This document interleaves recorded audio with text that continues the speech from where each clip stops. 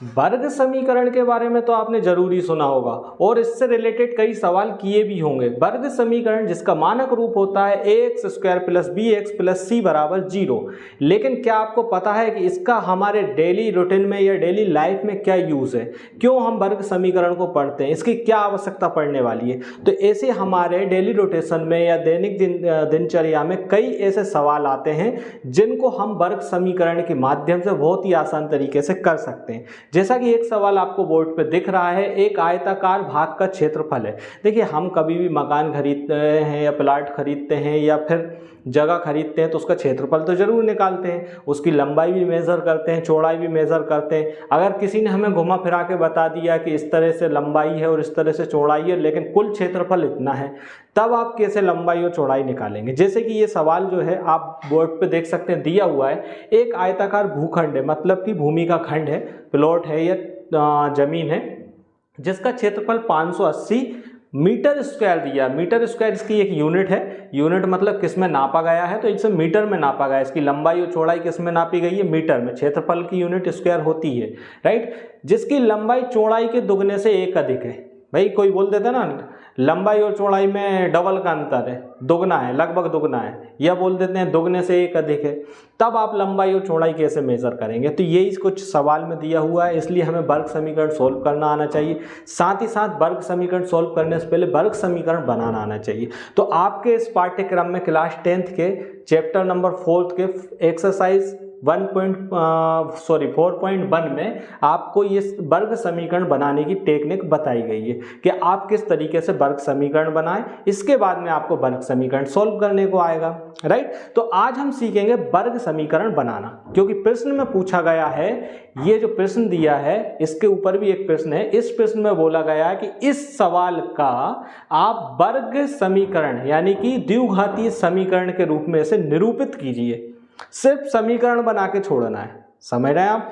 अगर परीक्षा में आता है कि इसको वर्ग समीकरण निरूपित ना करने को केवल यही दिया रहता है, ये अगर यही दिया रहता है तो आपको पूरा सवाल भी हल करके आना है। तो सवाल हल करना भी हम सीखेंगे, निरूपण करना भी सीखेंगे। मैं आपको इतने पुख्ता तरीके से पढ़ाना चाहता हूं कि सवाल को घुमा फिरा के भी दे दें तो आप परीक्षा में ये ना बोलें ये आउट ऑफ सिलेबस है। क्योंकि कई बच्चों का यही क्वेश्चन, यही डाउट्स रहते हैं कि sir out of syllabus paper आया था। क्यों आया था, ये प्रश्न तो दिया हुआ था लेकिन ये प्रश्न तो हमने यहीं तक किया था, हमारे सर ने तो यहीं तक इसको करवाया था, आगे हम कैसे करते। तो आगे करना भी हम सीखेंगे, प्लस इसकी जाँच भी करेंगे कि ये हमारा प्रश्न सही है अथवा नहीं है। बाकी परीक्षा में जितना पूछा जाएगा हम उतना हल करके आएंगे। अगर वर्ग समीकरण बनाने को पूछा गया है तो वर्ग समीकरण बताएंगे, अगर लंबाई पूछी गई है तो लंबाई बताएंगे, अगर चौड़ाई पूछी गई है तो चौड़ाई बताएंगे, और क्षेत्रफल और लंबाई चौड़ाई का मिश्रण सभी चीजें पूछी गई हैं तो सभी बताएंगे। तो आइए शुरुआत करते हैं इस सवाल से। देखिए, पहला सवाल हमारा जो दिया हुआ है वह है एक आयताकार भूखंड का क्षेत्रफल 528 वर्ग मीटर है। इसकी लंबाई, क्षेत्र की लंबाई जो है चौड़ाई के दुगने से एक अधिक है। मतलब कि लंबाई किस पे डिपेंड कर रही है, आप देखिए चौड़ाई के दुगने से एक अधिक है। लंबाई जो है वो चौड़ाई पे डिपेंड कर रही है। तो चौड़ाई आपको पता है क्या, नहीं पता। तो सबसे पहले नंबर आप लिखेंगे, माना यहाँ पे लिखिएगा हल। परीक्षा में बिल्कुल इसी तरह से आप करेंगे ना तो पूरे के पूरे नंबर मिलने वाले हैं आपको। माना, क्या मानेंगे आप, आपको चौड़ाई नहीं पता, चौड़ाई पता चल जाए तो शायद आप लंबाई निकाल लेंगे। माना चौड़ाई x मीटर है, क्योंकि इसकी यूनिट किस में दी है, मीटर है, x मीटर है। माना आपने, माना चौड़ाई x मीटर है, हमें पता नहीं है, तब लंबाई क्या होगी, तब लंबाई हो जाएगी, यहाँ पे आप चाहें तो प्रश्नानुसार लिख सकते हैं क्योंकि ये हम प्रश्न के अनुसार कर रहे हैं, प्रश्नानुसार। तब लंबाई कितनी हो जाएगी, लंबाई जो है वो चौड़ाई, मैं ऐसा लिख देता हूँ समझने के लिए, लंबाई जो है वो चौड़ाई के दुगने, दुगने मतलब इसमें क्या करेंगे आप, दो का गुणा, दुगना मतलब दो का गुणा से एक अधिक है, अधिक है मतलब +1, राइट। कभी भी गुना दिया हो, दुगना, तिगना, 4 गुना, 5 गुना, जितना भी गुना दिया, गुना मतलब होता है गुणा, आप गुणा कीजिए। और अगर अधिक दिया है तो प्लस कीजिए, कम दिया है तो माइनस कीजिए। ये कंसेप्ट याद रखिए, आप वर्ग समीकरण बहुत अच्छे से बना पाएंगे और मैथ भी बहुत अच्छे से कर पाएंगे, राइट। तो हमने लिख लिया प्रश्न के अनुसार तब लंबाई जो है हमारी वो चौड़ाई के दुगने से एक अधिक है। ये जो हिंदी रूप था, हिंदी को हमने गणित रूप में चेंज कर दिया है। इसको सॉल्व आउट कीजिए। 2 चौड़ाई कितनी है हमारी, x है प्लस 1, ये आ गई हमारी लंबाई। ये क्या आ गई, हमारी लंबाई आ गई है। अब ये तो आपको आ गई है लंबाई कितनी, चौड़ाई x आ गई है और लंबाई 2x प्लस 1 आ गई है। अब ये हमने सवाल के अकॉर्डिंग कर लिया। अब इन्होंने बोला है कि इसको वर्ग समीकरण के रूप में निरूपित कीजिए या द्विघाती समीकरण के रूप में निरूपित कीजिए। तो अब हम आगे का सवाल करते हैं, निरूपण कैसे करेंगे। तब आप लिखेंगे आयत का क्षेत्रफल, आयत का क्षेत्रफल जो आप कक्षा 3 से, क्लास 3 से याद करते हुए आए हैं, बिल्कुल जो आपके दिमाग में चल रहा है वही है, लंबाई गुणा चौड़ाई, यही होता है, बिल्कुल सही है, लंबाई इंटू चौड़ाई। तो वर्ग आयत का क्षेत्रफल क्या दिया हुआ है, क्योंकि आयत का क्षेत्रफल दिया है 528 बराबर लंबाई कितनी दी हुई है हमारी, लंबाई दी है 2x प्लस 1 इंटू चौड़ाई कितनी दी हुई है, इंटू चौड़ाई दी हुई है x। ठीक है, जब x वाली संख्या या कोष्टक होता है, कोष्टक का मतलब ही गुणा होता है, इसलिए हमने गुणा का साइन नहीं लगाया हुआ। इसको सॉल्व कीजिए तो ये हो जाएगा 528 बराबर 2 into x, 2x square plus 1x, 1x मतलब x, इसका पक्षांतर कर दीजिए तो ये आपको हो जाएगा 2x square plus x minus का 528, माइनस का 528 और बराबर किस साइड क्या बचा, 0, यानी कि इसको आप लिख सकते हो 2x square plus ax plus minus 528 बराबर 0। 0 इस साइड लिख दो या इस साइड लिख दो, LHS को इस साइड लिख दो, LHS बराबर RHS यदि है तो हम इसको एक्सचेंज कर सकते हैं, कोई दिक्कत नहीं। ये आपका फाइनली आंसर है। फाइनली आंसर कौन सा है जो इस सवाल में पूछा गया, इन्होंने पूछा है इसको वर्ग समीकरण के रूप में क्या कीजिए, निरूपित कीजिए। वर्ग समीकरण यानी कि द्विघाती समीकरण के रूप में निरूपित कीजिए। अगर प्रश्न आपसे सिर्फ इतना ही पूछा है, यहाँ पे एक्स्ट्रा में लिखा है परीक्षा में कि द्विघाती समीकरण, द्विघाती समीकरण के रूप में आपको निरूपित करना, समीकरण निरूपण कीजिए, निरूपित कीजिए, तब आपको इतना ही करना है, राइट, तब आपको इतना ही करके छोड़ के आना। लेकिन बाय द वे परीक्षा में इतना नहीं लिखा और उन्होंने स्पष्ट बोला लंबाई और चौड़ाई ज्ञात करना है, लंबाई और चौड़ाई ज्ञात करना। तब आप क्या करेंगे, तब आप इस वर्ग समीकरण को हल करेंगे। वर्ग समीकरण हल करना आता है क्या, क्लास 9th में आपने सीखा होगा, नहीं सीखा तो सीख लीजिए। अब हम वर्ग समीकरण को हल करते हैं। वर्ग समीकरण हमारा दिया हुआ है 2x square, right, plus x minus 528 बराबर 0, यही दिया हुआ है वर्ग समीकरण। इसको हल कीजिए, x का जो मान आएगा वो चौड़ाई निकल जाएगी और जो इसमें मान रख देंगे हम लंबाई में तो वो लंबाई निकल जाएगी, x का मान रख देंगे तो x का मान ज्ञात कीजिए। वर्ग समीकरण हल करने की तरीका क्या होता है, बराबर 0। वर्ग समीकरण हल करने का तरीका क्या होता है, देखिए ये कठिन सवाल है, जब आप आगे करेंगे तो सरल सवाल है जिनसे आप बहुत आसानी से सीख जाओगे। लेकिन मेरा मानना है कि आप इससे भी सीखें, इससे भी सीखें, क्योंकि ऐसे कठिन सवाल आएंगे तो कैसे करेंगे, सरल तो दुनिया सिखा देगी आपको और आप खुद भी सीख जाओगे, कठिन सवाल सॉल्व करना सीखें। सबसे पहले नंबर क्या किया जाता है, इस संख्या का इसमें गुणा किया जाता है, मतलब यहाँ पे x स्क्वायर के साथ जो गुणा में है उसका गुणांक जो है उसका गुणा किया जाता है। तो 528 इंटू 2 करो, ये अलग ही किया जाता है, इसमें नहीं किया जाता, सॉल्व करने का तरीके में किया जाता है। 528 इंटू आपने कितना किया 2, तो कितना जाएगा आपको 2 8 16, 2 दूनी 4 और 1 5, 2 पंजे 10, यानी 1056 आ रहा है। आपको कितना आ रहा है, 1056, यानी कि 1056 आ रहा है। अब आपको 1056 के ऐसे 2 टुकड़े करना है कि जिनका जोड़ने घटाने पे 1 आ जाए। यहाँ पे गुणा में क्या है, कुछ नहीं तो 1 मानते हैं, जोड़ने घटाने पर 1 आ जाए और गुणा करने पर 1056 हो जाए। ऐसी संख्याएं ढूंढिए। देखिए जोड़ने या घटाने पे, जोड़ने पे तो एक आने नहीं वाला, क्योंकि एक और एक को ही मैं जोड़ूंगा तब भी दो आएंगे, मतलब ये जाहिर सी बात है घटाने पे ही आएगा।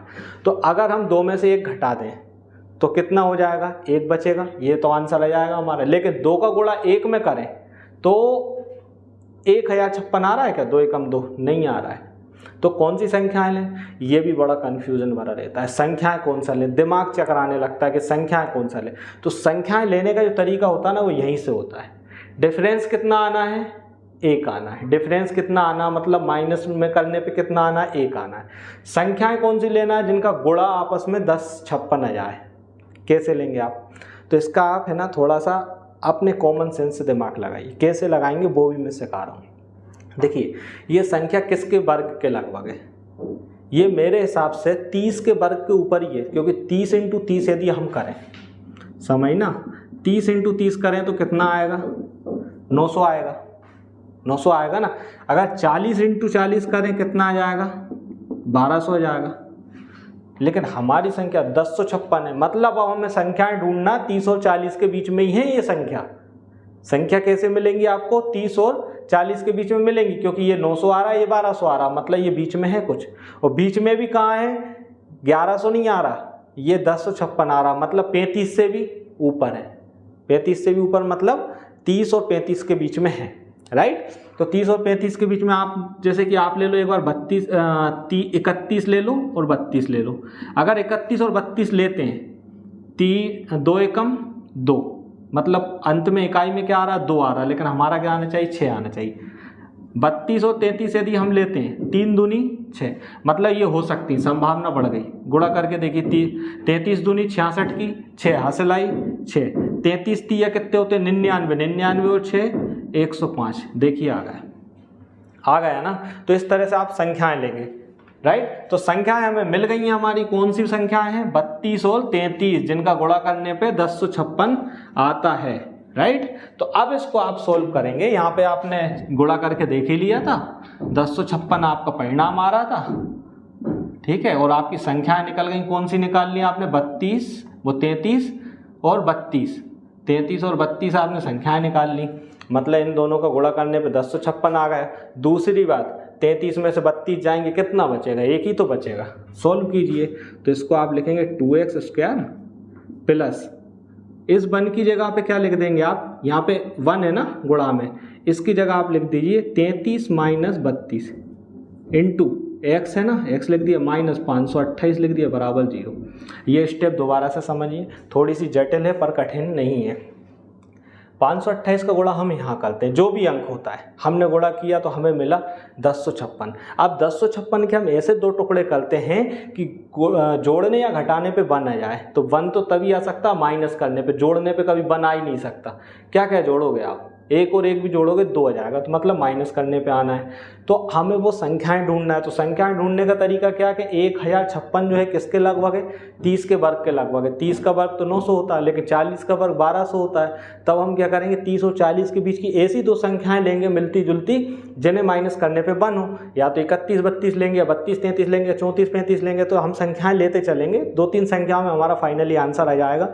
और जब आप एक्सपर्ट हो जाओगे तो एक ही बार में मन में ही कर लिया करोगे। तो हमने संख्याएं लेके देखी 32 और 33 लेके देखी, तो गुणा करने पे बाकायदा 1056 आ रहा है, और माइनस करने पे 1 भी आ रहा है। 33 में से 32 गए, कितने बचा, 1 बचा। तो इस 1 की जगह पे 2x² ऐसा कैसा लिखेंगे, इससे कोई लेना देना नहीं, वो सिर्फ सवाल सोल्व करने की तकनीक है। इस 1 की जगह क्या लिख देंगे, 33 माइनस 32 इंटू x है तो इंटू में x, माइनस 528 जो था वैसा का वैसा लिखा, इक्वल 0 लिख दिया, राइट। अब क्या करेंगे, x का गुणा कीजिए, 2x², x का गुणा कीजिए, ये प्लस का है तो प्लस का 33x, माइनस का 32x, माइनस का 528 बराबर 0, राइट। इतना समझ में आया सभी को। x का हमने गुणा कर दिया। अगर आप सवाल अभी भी हल करेंगे ना तो वही बचेगा। देखिए 33x में से 32x जाएंगे, क्या बचेगा, 1x ही तो बचना है, राइट। तो अब आप क्या कीजिए, 4 संख्याएं हो गई, इनके जोड़े बना लीजिए। आपने बना लिए जोड़े, इन जोड़ों में से लिया जाता है कॉमन। क्या लिया जाता है इन 2 जोड़ों में से, कॉमन। तो इसमें से कॉमन आपको कुछ दिख रहा है क्या, इन दोनों संख्याओं में। इसमें 2x² है, इसमें 33x है, मतलब 2 तो कॉमन नहीं आने वाला क्योंकि ये विषम संख्या है। x जरूर मुझे कॉमन दिख रहा है, तो मैंने इसमें क्या किया, x को कॉमन लिया, अंदर बचा 2 और x² में से x चला गया कॉमन बाहर तो x ही बचेगा, प्लस यहाँ पे x था बाहर चला गया तो ये 33 बचेगा, राइट। यहाँ पे दोनों में कॉमन क्या दिख रहा है, दोनों में सबसे पहले नंबर माइनस है तो मुझे माइनस कॉमन दिख रहा है, ले लिया।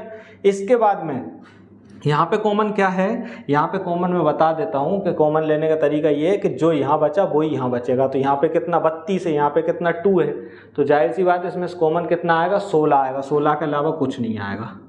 16 आपने कॉमन ले लिया, 16 दूनी 32 होते तो यहाँ बचा कितना 2 और x ऐसा कैसा बचा माइनस, इसमें से 16 कॉमन ले लिया तो 528 में से जब हम 16 कॉमन लेंगे कितना बचेगा, 16 कम 16, 16 तिया 48 बचा, 48 बचे कितने 4 हो गए 48, 16 तिया 48, तो यहाँ पे कितना बचा 33, जो प्लस का 33, प्लस का क्यों, माइनस तो पहले ही ले लिया ना दोनों में से कॉमन, तो ये क्या बचा 2x + 33। तो मेरा कहने का मतलब ये है जो संख्या यहाँ बचती है ना वही यहाँ बचती है, ज़्यादा दिमाग लगाने की कोई ज़रूरत नहीं क्या कॉमन आएगा।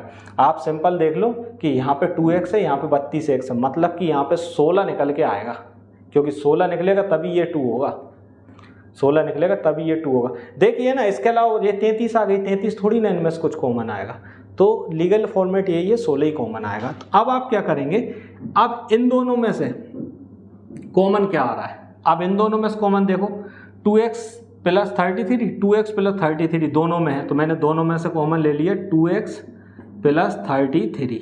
और अब जो है ये एक और कोष्टक बन जाएगा जो बनेगा x - 16 का बराबर 0, ये दोनों आ गए अब गुणा में, आ गए अब गुणा में। अब आप क्या कीजिए, इन दोनों को अलग अलग 0 के बराबर में लिख दीजिए, तो ये हो जाएगा 2x + 33 बराबर 0 और x - 16 बराबर 0। सोल्व आउट कीजिए तो ये माइनस हो जाएगा, 2x बराबर हो जाएगा माइनस का 33 और ये x बराबर हो जाएगा 16 आ गया आंसर। यहाँ पे अगर हम देखें तो x बराबर -33/2, तो यहाँ पे आप लिखेंगे चूँकि x बराबर -33/2 है मतलब ऋणात्मक है, और लंबाई कभी ऋणात्मक नहीं हो सकती, लंबाई कभी ऋणात्मक नहीं हो सकती। लंबाई ऋणात्मक हो सकती है क्या, कहाँ नापोगे आप, लंबाई हमेशा धनात्मक होती है। सदिश राशियाँ पढ़ी हैं ना आपने फिजिक्स में मतलब मेरा कहने का मतलब विज्ञान में, तो वहाँ पे क्या होता है सदिश राशि है जो कि धनात्मक ही होती है अधिकतर, तो धनात्मक जो होती है लंबाई धनात्मक होती है, तो ये ऋणात्मक वाली हम लेंगे ही नहीं। तो x का मान x बराबर 16 लेने पर, x बराबर 16 लेने पर, x बराबर 16 लेने पर यहाँ पे आपने कारण लिख देंगे, कारण क्या लिख देंगे आपको, x बराबर -33/2 जो है वो ऋणात्मक है जो कि अमान्य है, क्योंकि लंबाई कभी ऋणात्मक नहीं होती, ये आपने कारण लिख दिया। तो x बराबर जो हमारी फाइनल वैल्यू होगी वो होगी 16।